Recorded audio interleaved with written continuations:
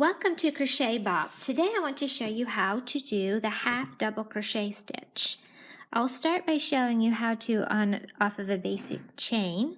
So what I do is I skip the first stitch, or you can do the first two. It just depends on what your pattern is calling for. So I'm just going to skip the first one. So what we do first is we yarn over. So you'll see how you have the initial loop and then a second loop that you've created, and you skip your first one and then go into that chain. So as you're looking at it, you're going to see 3 loops, 1, 2, 3. And you're going to yarn over and pull it through that first one, and you've created still 3. So 1, 2, 3. This time you're going to yarn over and you're going to pull it through all 3 of them. So 1, 2, 3. That is a half double crochet. So now we're going to go into the next chain stitch. It's really important that you pay attention off of your first chain when you're starting out. You'll see you went through that loop for your first chain stitch. So you're going to go into there for your next. So yarn over, find your next spot, go through that hole. So you see you have 3 on there. Yarn over, bring it through. There's still 3 on there. Yarn over, and you're going to pull it through all 3. So now you have another stitch. And you just continue doing this all the way across to the end till you get to the end of your desired length.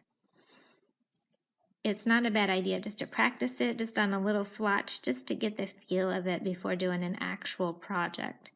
So this is how we do it. Just yarn over, bring it through. There's 3.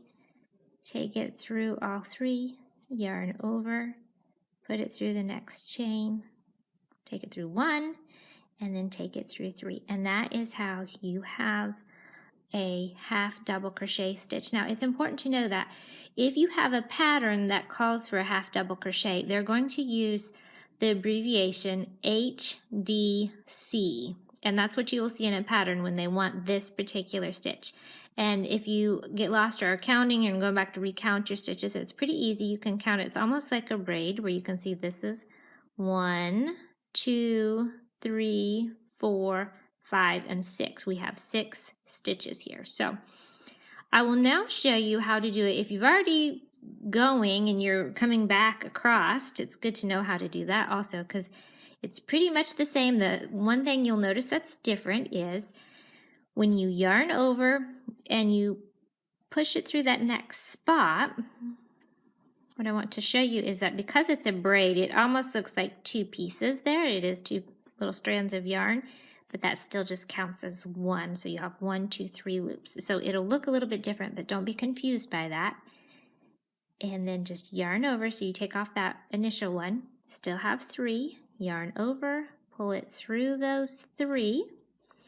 And this here is a lot easier actually once you get past the chain to know where to go. So this is your next spot. It's pretty easy to see. So yarn over, go in, take off that 1 stitch, yarn over, take off 3.